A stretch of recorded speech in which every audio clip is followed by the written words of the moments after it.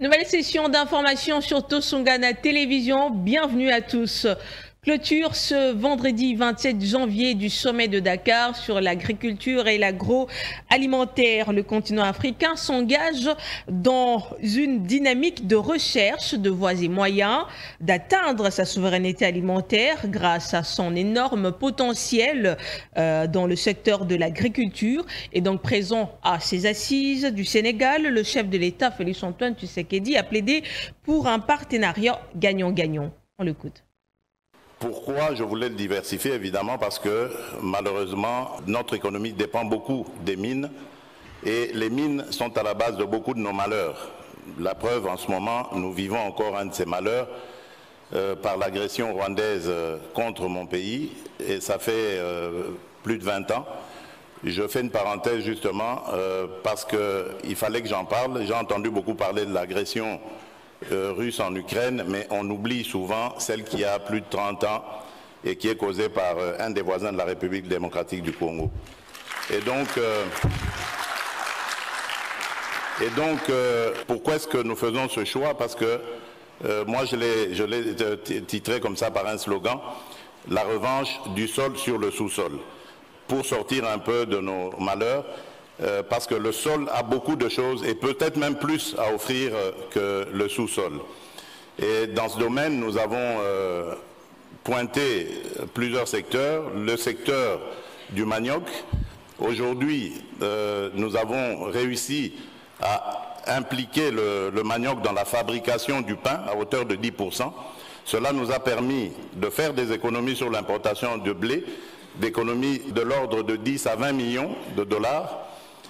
Nous développons en ce moment des semences pour la culture du soja. Vous savez que le soja est très important pour lutter contre la malnutrition, mais également pour servir d'aliment pour le bétail.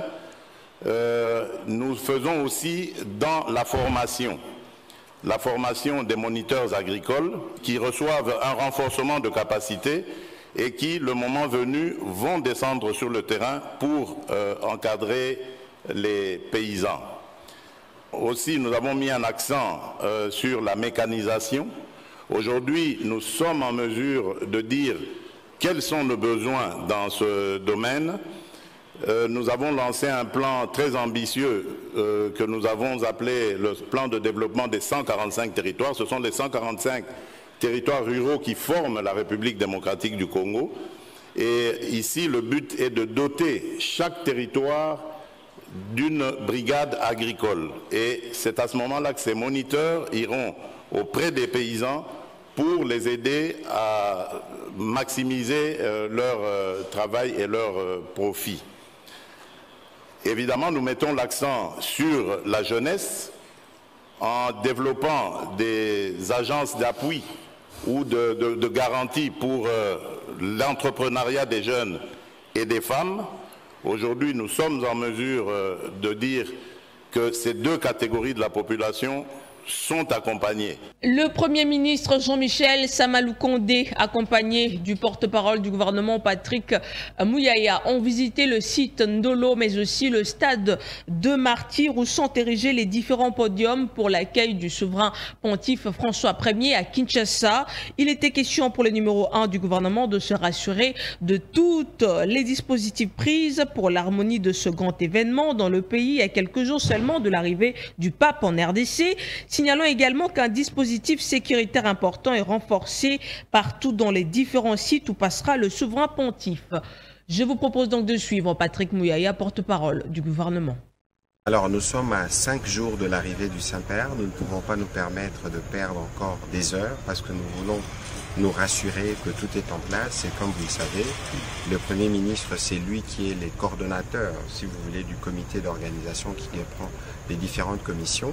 Il était donc dès son devoir, malgré la fatigue, malgré la marche de Lubumbashi, de venir se rendre compte de l'évolution de travaux.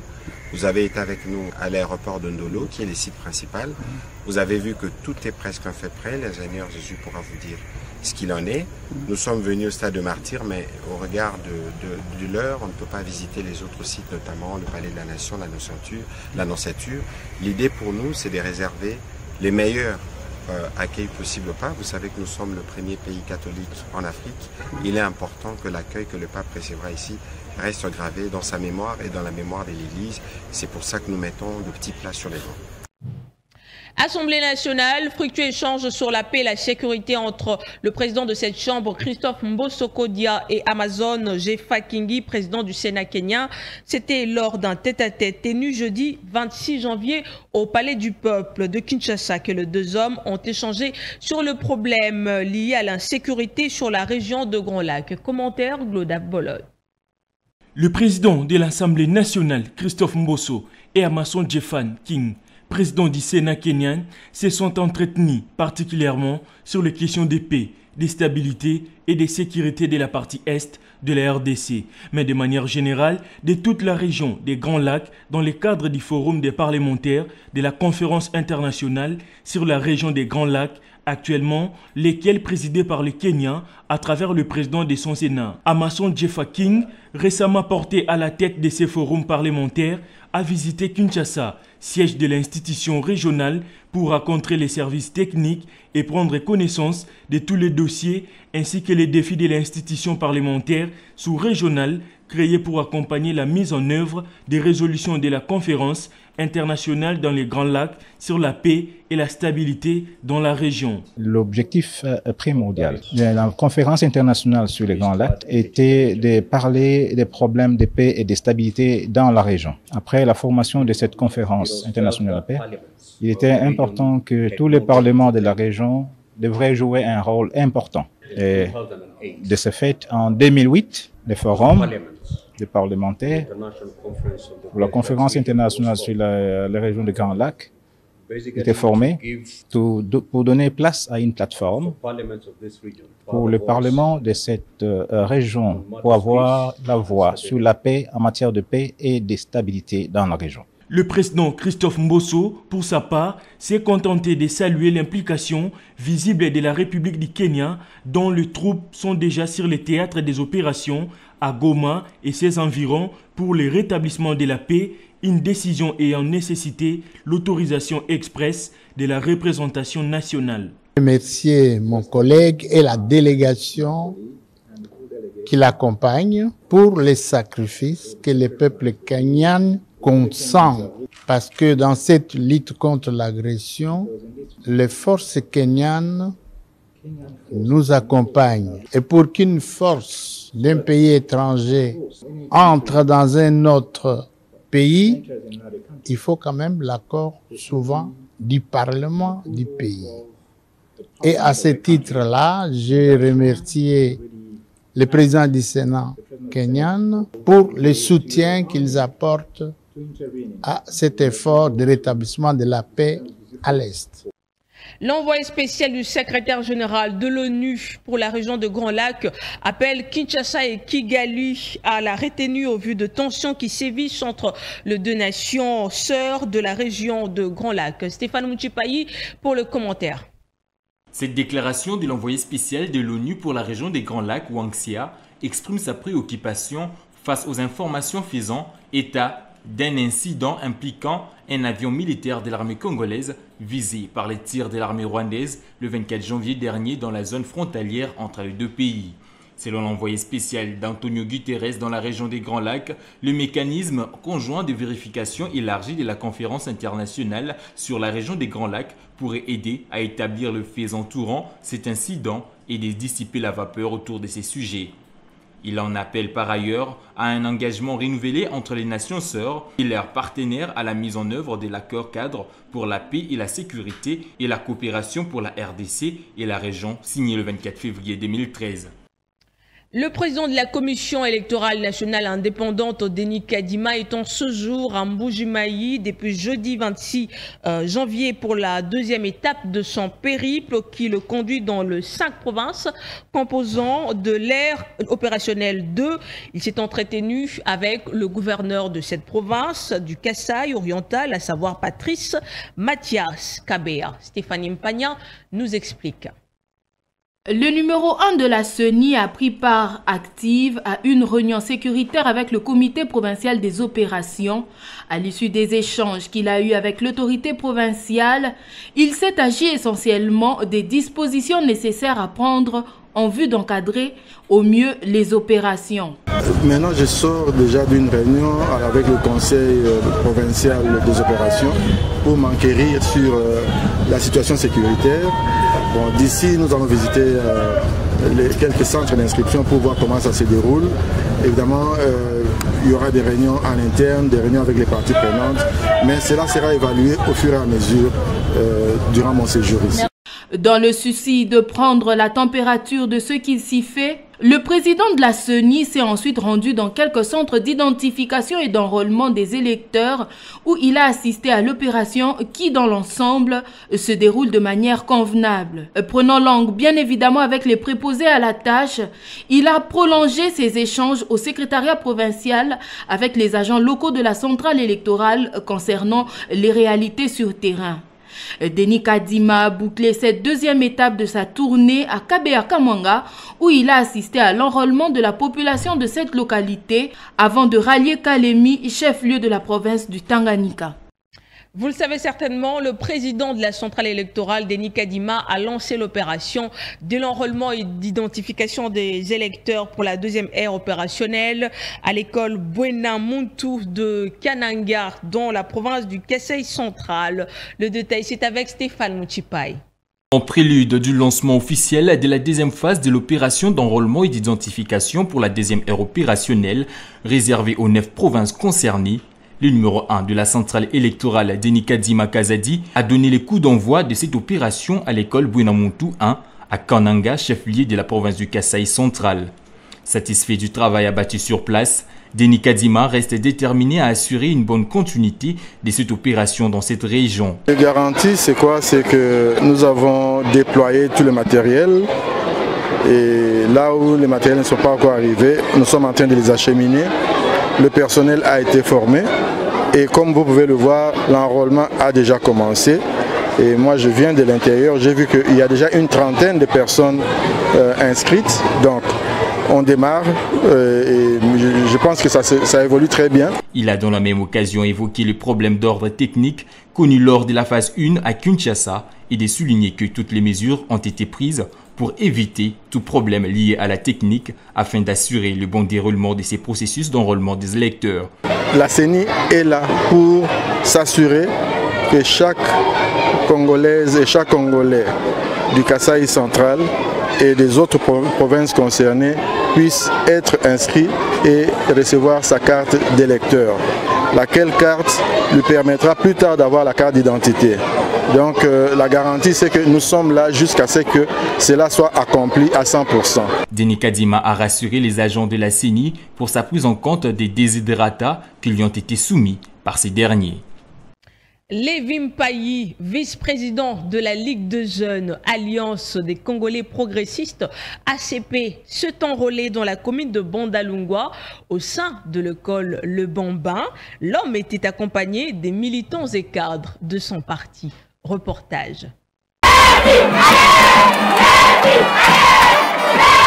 Accompagné par une foule immense, Lévi Mpayi, vice-président de la Ligue de jeunes du parti Alliance des Congolais progressistes ACP, est allé accomplir son devoir civique afin d'obtenir sa carte d'électeur dans sa commune natale, à savoir Bandalungwa, précisément à l'école Le Bambin.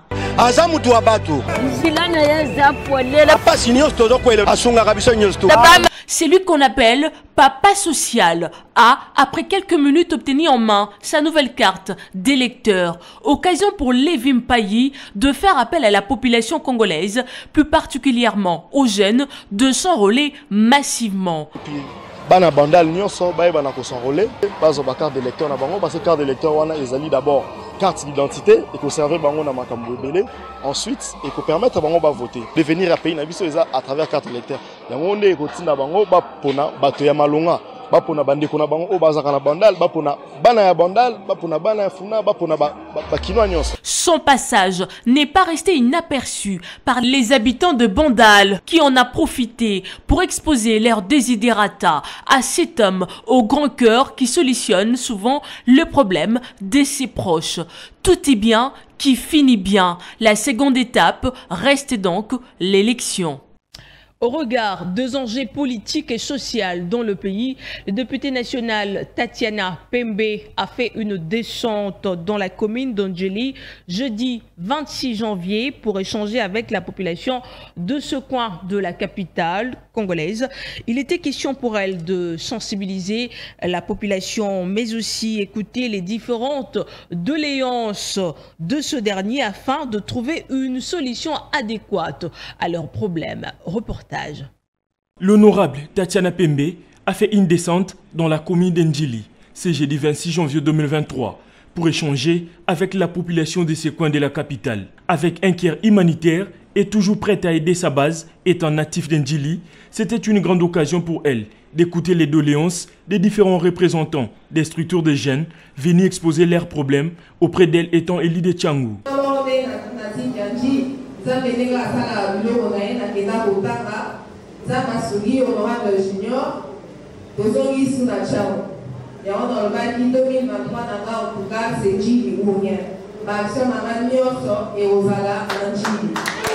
Après quelques temps d'échange avec les jeunes, l'honorable Tatiana Pembe a rassuré à la population d'Ndjili de son implication personnelle pour trouver solution à tous les maux qui rongent cette commune afin de retrouver sa belle robe dorée. En tout cas, un grand merci pour notre intervenant au bas de parole.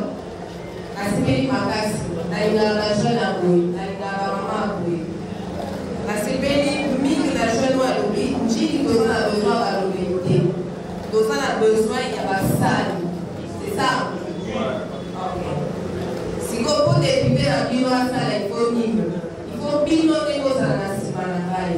Vous aidez. Ce qui m'a dit dans la force, il y a aussi le gilet et les liposos. Et ça peut piloter vos analyses. Piloter votre honorable, ça m'a honorable, il faut que tu me l'envoies. Honorable, pour les photos, si ma gilet et les liposos, donc pendant un problème, il y a quartier 16. Il y a quartier 13 dans maître Boké. Donc, il faut avancer pour dire la biso et se redorer de sa plus belle robe. Satisfait de cette rencontre, quelques participants n'ont pas caché leurs sentiments. C'est ma première fois au Yongana et au Koutani Farafara Nalinga et d'abord Ming. Et au CPL de Moni Mama parce que tous qui n'ont le bélimoko à Kenda déjà, que son âme repose en paix, mais tout le monde est sous mon bélim sous. Donc maman on est ensemble. Donc souci exact, maman Zali. Tout est bien qui finit bien. C'est par un cocktail que cette rencontre s'est terminée en toute beauté. L'honorable Tatiana Pembe promet de revenir dans le jour prochain afin de continuer sa tournée dans la commune d'Ndjili.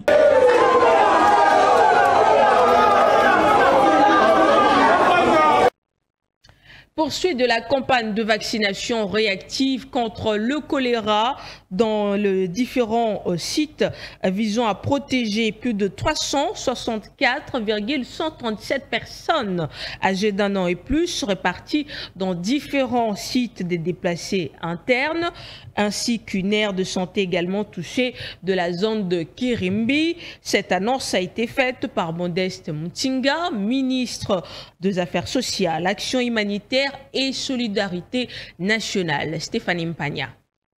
Se faire vacciner contre le choléra, c'est vraiment efficace, mais nous devons également renforcer les mesures d'hygiène individuelles et collectives dans tous les sites qui hébergent nos frères et sœurs déplacés afin de leur permettre d'y vivre en toute sécurité et en bonne santé. Tels sont les propos tenus par le ministre des Affaires sociales, Action humanitaire et solidarité nationale, Modeste Mutinga, pour cette campagne de vaccination réactive contre le choléra visant à protéger plus de 360 000 personnes âgées de plus de 1 an qui sont reparties dans différents sites de santé de Nirangongo et Karisimbi, poussés par les déplacements suite aux violents affrontements entre FARDC et les troupes rebelles dans le territoire de Rutshuru, plus au nord de Goma, en province du Nord Kivu.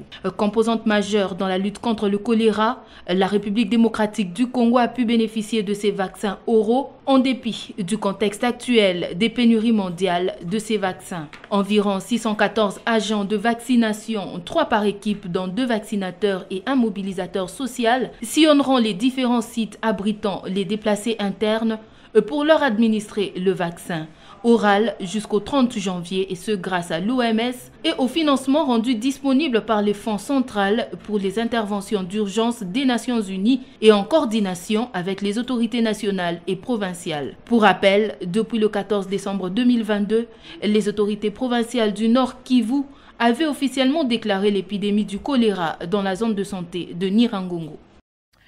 On se quitte avec du sport. Désormais, tous les footballeurs pourront donc postuler, à l'instar de Chabani Ndona, Trésor Luala, pour ne citer que ce dernier. Quelques conditions y sont soumises.